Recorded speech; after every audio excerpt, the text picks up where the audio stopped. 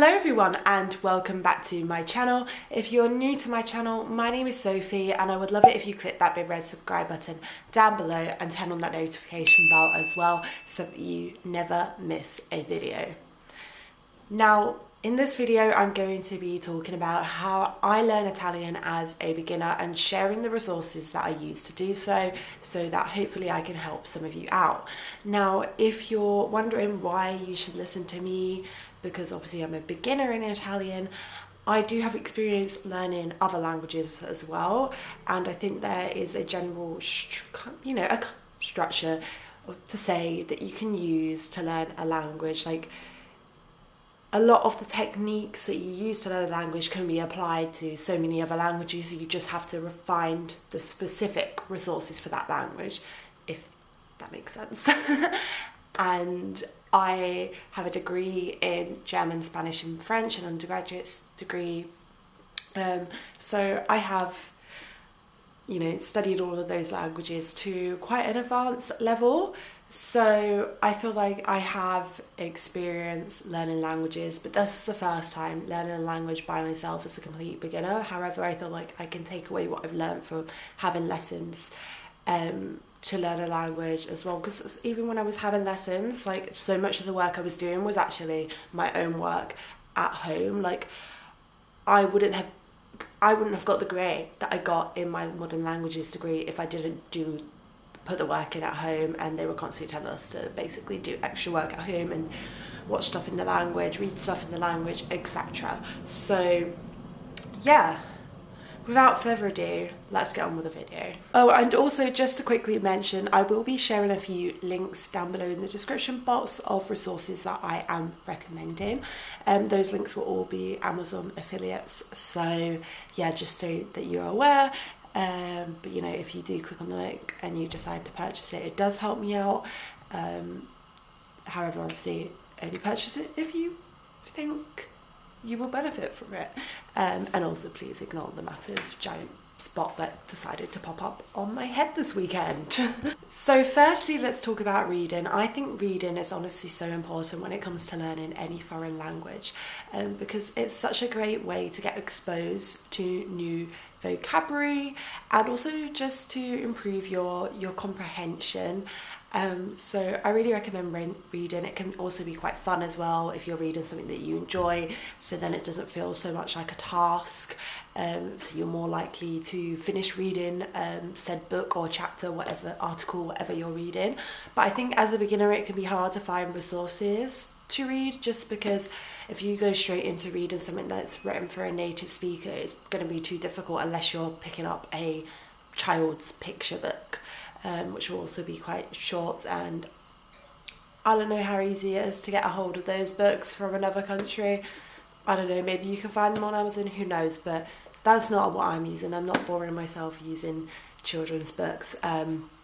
Luckily, there are books designed for language learners which are, using quite easy language. So I've actually purchased this one, which, to be honest, it says it's A2 to B1, and I literally am like level A1, so I probably shouldn't have started reading it, but at the same time I was like, I can already kind of understand written Italian because of Spanish and French, so I'm just gonna push myself and start reading it, because I found, there's been periods in my language learning journey where I have been in a class where I have been the most stupid person in, the stupidest person in the room, and I've just thrown myself into it and put in the extra work. And I think because I wasn't able to understand stuff, it did make me work harder, and I ended up catching up quite quickly in the end.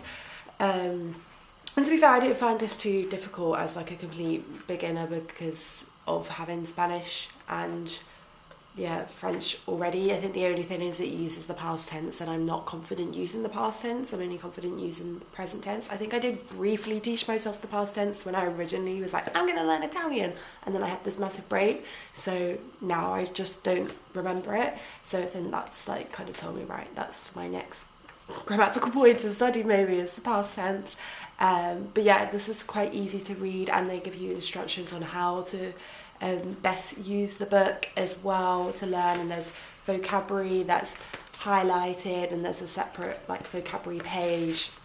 And you can also test yourself with some questions, which, you know, I've only read the first chapter so far, and I didn't do the test, to be fair. I just read the summary, and yeah, I ignored the instructions that were given. I followed some of them, but not all of them. So yeah, I recommend that book as well, and I will link it down below in the description box. And if you're wondering why I recommend it, if I've only read one chapter, I can tell you I will be finishing this entire book, and I've already bought volume 2. So yeah, like, I've read similar books for other languages before. I bought a book in German, in Germany, which was kind of similar, except the vocabulary explanations were in German, because it's like, yeah, I guess made by a German company for people learning German in Germany. And I could tell you that is definitely a good resource. Next, let's talk about listening, because listening is also so important for language immersion. And like I've said many times on my channel, I don't think we can really learn a language without immersing ourselves in it. So therefore you have to go listen to stuff. Unfortunately, I know as a beginner, listening is very hard and very like traumatizing. I don't know, that's not the word I was looking for. I just can't remember. But yeah, we can be a bit scared to listen to stuff, especially if you're like learning the language for exams. Like, listening exams can be so hard, but I honestly think that means we need to listen to stuff more.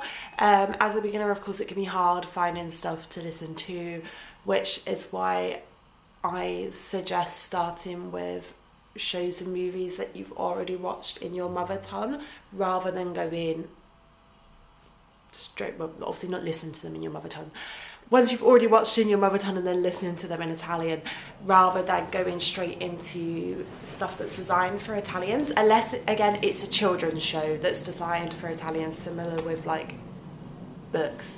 If it's for children, that's probably fine, because, you know, children learn from, especially like, you know, very young children learn from immersion, really, don't they? They learn from what they are hearing. So that is including not just what their parents are saying to them, but those really like those kids programs that are literally for like 1-year-olds and 2-year-olds, they learn from those. So unless you want to listen to those. And I did hear someone say, like, recommend on TikTok that they watched Peppa Pig in Italian, but for me, I just know that I would switch off and I wouldn't pay attention to what was going on if I watched Peppa Pig in Italian. And to be honest, I don't think I watched Peppa Pig growing up. I think I was just a little bit too old when Peppa Pig came out. I think I'd already moved on to Nick Jr. or something. I don't know, maybe not Nick Jr., maybe Nickelodeon and Disney Channel, who knows, and CBBC. But yeah, so I have been watching Phineas and Ferb in Italian, using Disney Plus, which this one thing I love about Disney Plus is you can just stick things in so many languages, because it's like, it's still a children's program, it's something that I've watched before, but it's just a little bit more adulty, I feel like. And yeah, it's something that I used to love growing up, so I kind of know the storyline. The only thing I will find is I wanted to put the subtitles on in Italian as well, but for some reason on Disney Plus I can't do that, even though when I've been watching stuff in other languages on Disney Plus, I've been able to put the subtitles on in the language if I wanted to, which is frustrating. So yeah, half the time I don't actually like understand, you know, what Phineas and Candace are saying, but I get the gist, and I am picking up new words like montagne russe means roller coaster, the first episode of Phineas and Ferb. I've also heard the word for platypus many times, but I'm not going to try and say it because it seems like quite a difficult word to pronounce. But, you know, I'm coming across new vocabulary, and I am, you know, starting to understand more.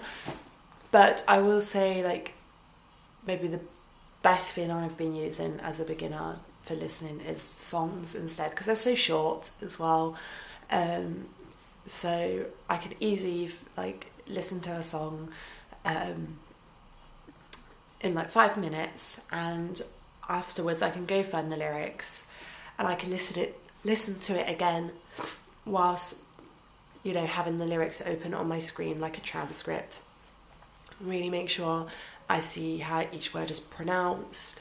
And then, sorry, I'm so bunged up today. I think it's because I ran out of hay fever tablets and I have just stopped taking them for the whole week because I thought in September I wouldn't need them. I didn't bother to go buy them, but apparently I still need them. So I need to go out and buy some. Anyway, what was I saying?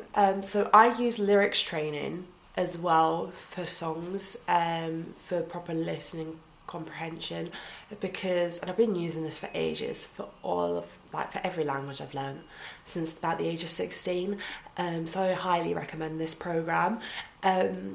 It's free online. I think if you download the app, you can only like listen to 3 songs a day without playing, but like online you can listen to as many as you want. So I just use the web version. Like I'm not paying just to have something on my phone if I can use it for free on a website. I'm sure many of you will agree with me with that.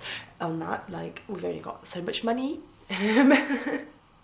Cost of living crisis, people. But I love this because you will listen to a song and then you will have gaps to fill in, and you can either choose between multiple choice or you can type it. I personally choose between multiple choice because it's just so much easier, especially when you need to add accents. Yeah, and you're like time, so multiple choice is what I go for, so I can just select the right word easily. Yeah, and that helps you with your listening comprehension, and also personally for me it's helped me come across more Italian songs, because when I go on to lyrics training, and it's the same for any language, like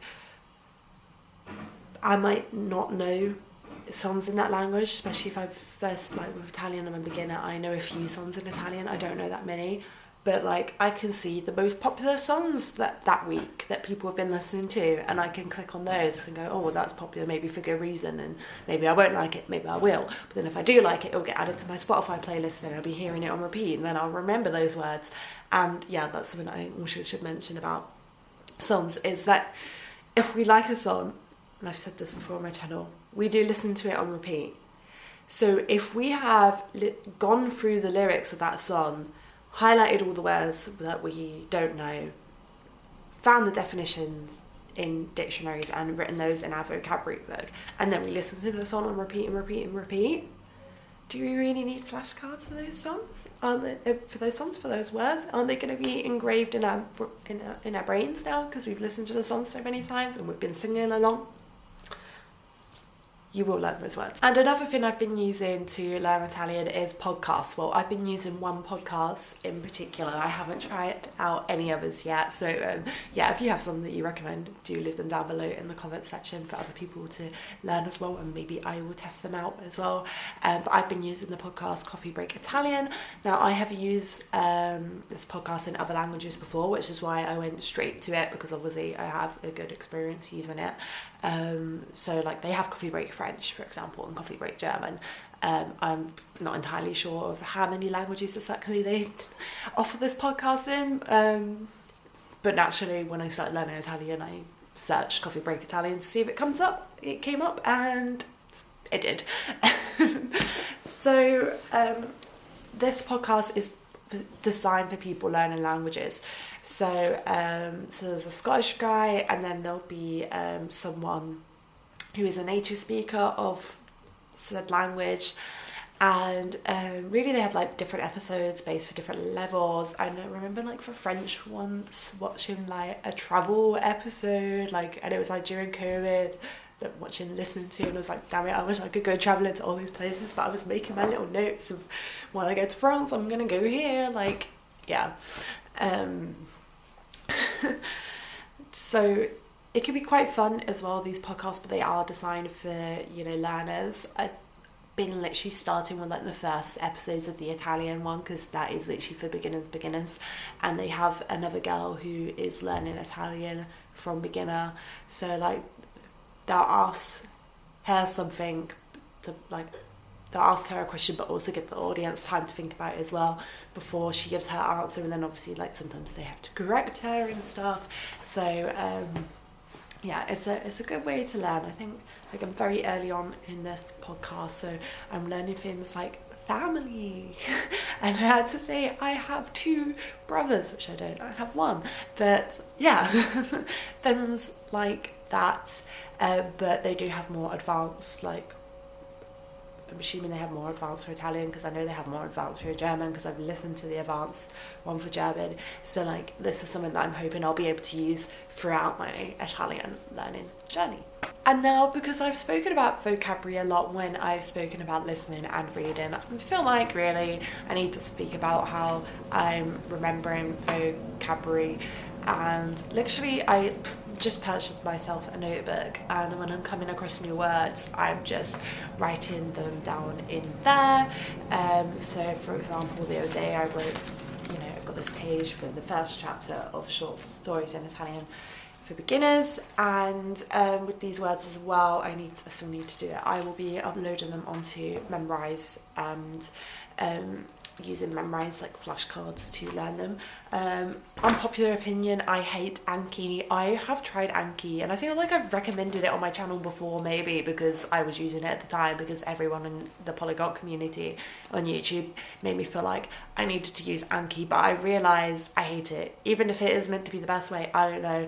It's just something about Anki, it's just grey and boring, and when I'm using it, my brain switches off and I fall asleep, and I need something bright like Memrise. And I think it's also like Anki, I think maybe I was just putting too many words in on a session, and then if I would have a long break, then I'd suddenly have like 100 words to recap, and I just wouldn't remember them all, and I'd switch off, especially with the random advanced vocabulary that I was putting in. So maybe that's why, maybe as a beginner it'd be different, but I'm just going to go straight to Memrise. And Memrise have their own courses on there as well, which can be good for learning vocabulary. So yeah, that's how I'm learning my vocabulary. And if you're wondering whether I am using any apps to learn Italian, to be honest with you, I'm literally just using the one that everybody knows, the little green bird, Duolingo. I know a lot of people don't particularly like Duolingo. They say there's better ways to learn a language. Personally, as a beginner, I find it quite useful, because I've tried it for different languages, and I feel like advanced, intermediate, it's not as great. You should be using other things. I mean, it can be good just for if you've got 5 minutes spare and that's all you've got and you just want to quickly recap something, but as a beginner, I think it's definitely quite helpful because it's so repetitive as well. Like, the amount of times I've had to say now, like, they eat in some way with some word, like, I'm never going to forget the conjugation of they eat or I eat in these verbs. Like, present tense, regular verb conjugation, I feel like is like drawn into my brain from Duolingo. Like, I've been using a grammar book as well. That's helped. I feel like that's good for first, like, understanding how to use these grammatical structures. I don't particularly like the grammatical explanations from Duolingo, but then once you've, kind of understood the rules elsewhere and done a few practice exercises elsewhere, then to be kind of exposed to it a bit more in Duolingo. I really like that, and it's just basic vocabulary as well. But then sometimes it's like, why am I learning this? Like, I haven't learnt family members through Duolingo yet. They hasn't told me that. I've learnt that earlier through Coffee Break Italian, but I have learnt animals in Italian, and I have no reason to talk about animals because I don't have any pets. But I do have a brother, and I do have a mum, and I do just things like that, I mean, it's useful to know things like il cane and il gatto, but other than that, like, later on I probably will want to know more animals, but right now as a beginner, like, it's not really the first thing I want to go say to someone. I'd much rather know how to ask for directions and order food and those kind of things. So if I did go to Italy, I felt like I can get around, get by, but in general, I do enjoy Duolingo as a beginner. I find it fun, especially when I'm quite busy, like with my full-time job and stuff. It is just nice that like I can just use it like whenever on my commute. And lastly, let's talk about how I've been learning grammar, because we cannot forget grammar. Like I always say, like I think language immersion is so important, but then we need to also have an understanding of grammar to be able to understand what's going on, because the second like you see a like verb that you know already, I feel like conjugated in a different tense, especially if it's irregular, you're like, what the hell is this? Like I can tell you, like when I used to read in French and they have that tense that is just kind of used in literature, and I was reading like books written for French people, I was coming across words that I already knew, and I was looking up in the dictionary going, what the hell is this, and realising it was just a basic common everyday verb because I didn't understand that tense. Like we need grammar, and also like just to know how to take words that we've learned and form our own sentences. We need grammar. Grammar is so important. So I've been using this book, Italian Made Easy Level 1. I feel like it's not just grammar. I feel like I've learned vocab in here. It's like very much like your structured beginner's course. Like they're like telling me what to say at different times of the day for greetings, like very structured. But then there's also like the present tense in here, and it goes through the irregulars, and it's just nice to follow along with. I feel like I haven't used this enough. How far am I? I've been doing the present tense. That's as far as I've got. So yeah, I need to get past the present tense stage. I told you earlier, I'm confident using the present tense, but then everything else, not so much. So that's what I need to work on next. But as well as using that, there is an online site which is free, which I actually used ages ago when I first started learning Italian, and I was like, I'm going to learn Italian when I just finished uni, and I was broke and I had no money, and I was in my overdraft, so I couldn't afford to go, like, I couldn't justify buying a random book, you know. I would use Italian Online Club, and I think that's actually where I taught myself the past tense first. Yeah, and that's a good way of like practicing your grammar online. They have very good instructions there on how to use grammar, and some exercises as well.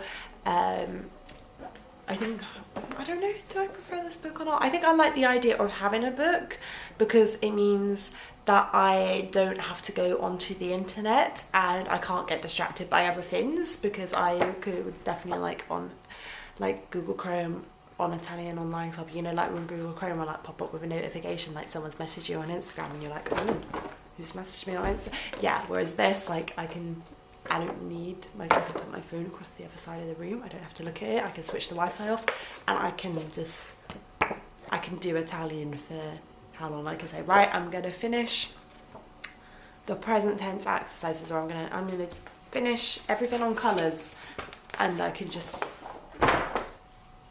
do it.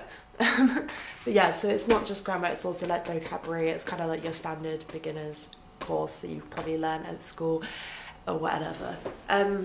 If you're wondering whether I'm taking speaking classes and stuff like that, personally I am not, but just because I feel like I'm broke. I'm so broke right now. But I think at some point I would need to, especially to move like to a higher level, I would need to take some sort of class, and to be honest, I'd probably just go on to italki. But yeah, like once I've covered all of like the A2 stuff and I want to move on to B1, I'm kind of gonna have to, aren't I? Yeah. And I would just use italki personally, because I've used it for other languages, and there's so many teachers on there that you can definitely find a teacher that's right for you, and you're not obliged to like sign up to any course and then attend all those classes because you paid for them all. You can literally book one lesson with a teacher, and then if you like them, like a lot of teachers will have like packages where you get a slight discount, like if you book a package for 10 lessons, you get like one of them free, so you're actually paying for 9, but you're not forced to do that. You can have a lesson with the teacher first and see if you like the teacher, and yeah. and then decide to do that. And I've taught English on iTalki myself, so it's a platform that I recommend using, and that is what I will be doing. If I wasn't rented and I was still in my parents' house, I probably would be taking iTalki classes occasionally. But hey ho, I got bills to pay. So if you enjoyed this video, do give it a big thumbs up and click that big red subscribe button down below, as I do make a lot of videos around language learning. Also make travel videos if you're into that, and wouldn't it be fun to go travel in Italy one day and test this Italian out, see if I've really learned it, film a little vlog like in, I don't know, Florence, I mean roaming around Florence, speaking Italian to someone. So yeah, that's it for this video. I hope you enjoyed it. Thank you for watching. As I mentioned, share down below if you have any resources that you recommend as well, because I'll be interested in checking them out, and maybe some people watching this video will too. I don't know how many of you look through the comments section, but maybe you'll see it. And yeah, I'll see you all in the next video. Bye!